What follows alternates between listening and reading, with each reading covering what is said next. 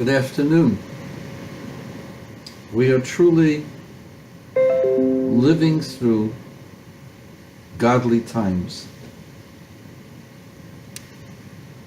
The American election is over, and as the president-elect declared, it's time for people to get together. And as a Jew, my concern is for our extended community, and then for the people living in our communities, outside of our community directly, people in the state, and people all over the world. Whoever would have been elected President of the United States was going to have a daunting task of leading the free world. The philosophies of the two candidates were markedly different, and despite the fact that both of them had different perspectives, I am certain that either one of them would have done a good job because, as the verse says, Leiv Melochim V'Sorim B'Yad Hashem, the heart of kings and officials is in the hand of God, and God directs the officials to do that which is right and proper in order to work for the public good. One side is enthusiastic, the other side is licking its wounds and is now determined to fight against the other side. Usually, when I see two teams, both of them work very, very hard to win, and one team wins and the other team loses, I feel no real great exultation for the win, and I feel sadness for the loser. In a perfect world, everyone would win. Unfortunately, that's not the way God has created man.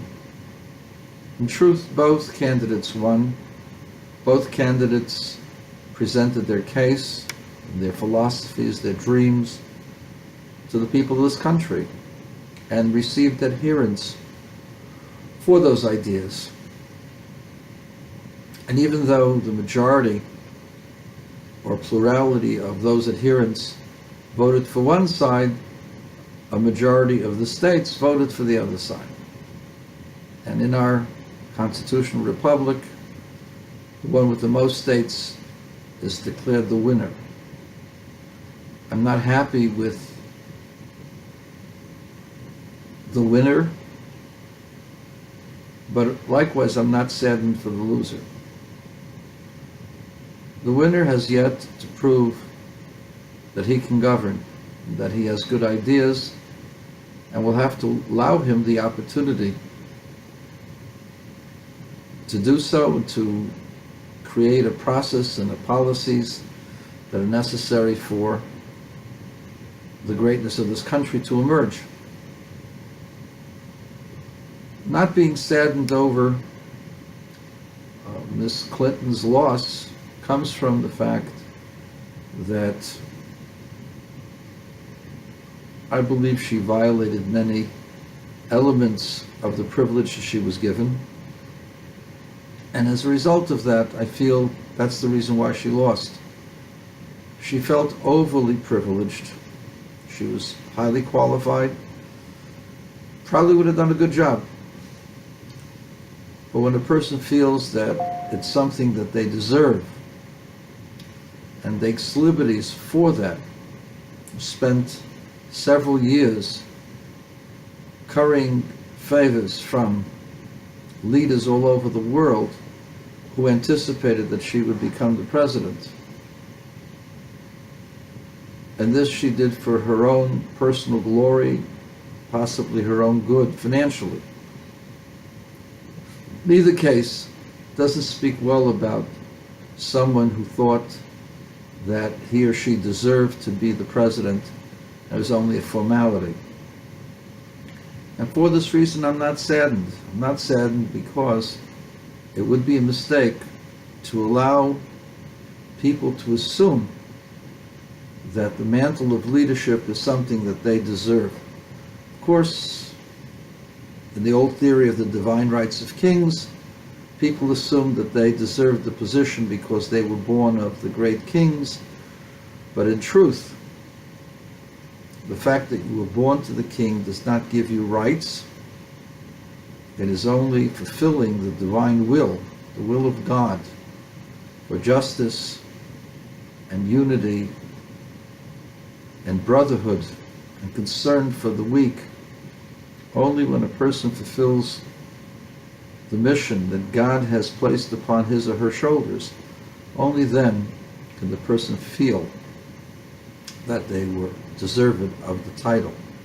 Only when you have acquiesced and put yourself in humility and humbleness before God, in exercising the office and bringing goodness for the rest of the community, only then can you feel a sense of accomplishment. I am saddened only for the misplacement of those talents and the articulation, the clarity of vision that was given to this person. But I am not saddened for the fact that she lost. I believe it would have been a mistake for the country to have put her in that position. At the same time, I find no solace in the victor. He has yet to prove that he can govern. In that vein, I'm hoping that there will be no further violence on the streets. Both parties were successful in bringing millions of voters to their side, despite the fact that it was a disgusting, negative political cycle. Still, certain principles were articulated, certain visions were given. People had different ideas as to what should be the role of government. I think this is an important discussion. I think this deserves to be discussed in a logical and not only humane, but proper milieu. It's not being discussed properly because socialist professors do not allow people disagreeing with them. And so people whose voice agrees with Mr. Trump's never get their voice heard in the halls of academia. Which brings me to the riots and the violence. The Torah tells us that there were 4 kings. The 4 kings fought against 5 kings. They were very strong. They were stronger than the 5 kings. And in fact, they beat the 5 kings in battle. What happened was that for 13 years, for a number of years, for 12 years rather, the 5 kings served the 4 kings, or one of the 4 kings. And then they rebelled and said, we're not paying you any more taxes. We want to control our own affairs. And so what did the 4 kings do? You're not going to accept our authority. We're going to riot. We're going to destroy you. We're going to go ahead and loot and plunder.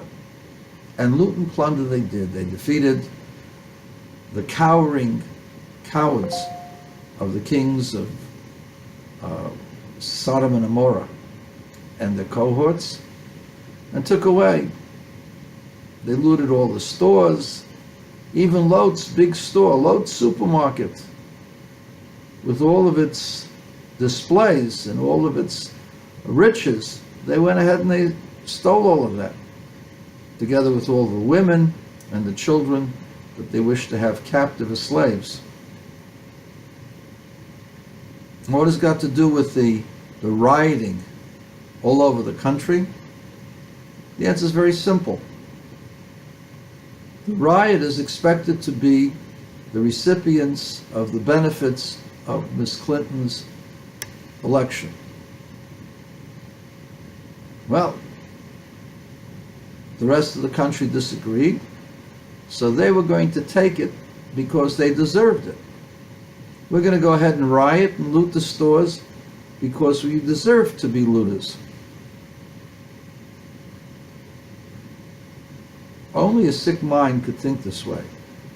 But unfortunately, young people have not been given the ability to think things through properly. We live in a time where people are told that your ideas are right and go do it and don't worry about the consequences. So what does the Torah tell us? The 4 kings were initially successful, but there came a soul by the name of Abraham, or Ibrahim, as they say in the Muslim lands, and he disagreed with that. And just because you were given tribute doesn't give you the right to loot and to take other people's properties. Just because you were in political power for 8 years does not give you the right for further political power. And no amount of excuse can allow you to loot because you weren't given the tribute that you thought you deserved. It's clear, a parable. And along comes Abraham, and he wipes the floor with them. Which means that if that element will continue and say, well, we've got to go ahead and disrupt Trump and his people. I'm not a fan of either political candidate. But you cannot go ahead and riot. You can't go ahead and loot. You can't go ahead and burn things down. It's disrespectful to burn the American flag, which has so much blood to protect your rights. That's the fact. Yeah, the white man was bigoted. The white man was prejudicial. But the white man also spilled his blood in the hundreds of thousands to free the slaves. Many white men died within the civil rights movement. There were Jewish boys and girls that were killed because they marched with the civil rights leaders. There were many tens of thousands of white men who came along and helped that movement be successful. You cannot go ahead and blame all of white America on problems that exist. Some of the problems come from nobody's fault. People are poor because of certain circumstances. We got to make things better. But the way to make things better is not by looting, not by burning, it's by building, creating good lives, getting a good education. So let's stop the looting right now. Let's try to build some bridges. Let's try to build understanding. Let's try to build a peaceful and better society.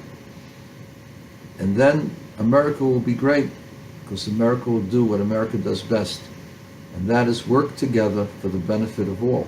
And I believe that's going to be the goal. That would have been the goal of either one of these candidates, as deficient as both of them were, and still are. But I abhor the violence that's happening, and I would personally call upon Ms. Clinton to make a public statement to stop the violence. Otherwise, if people continue to be violent, there will be a reaction to the violence, and it will stop violently. And who needs that? No one. Thanks.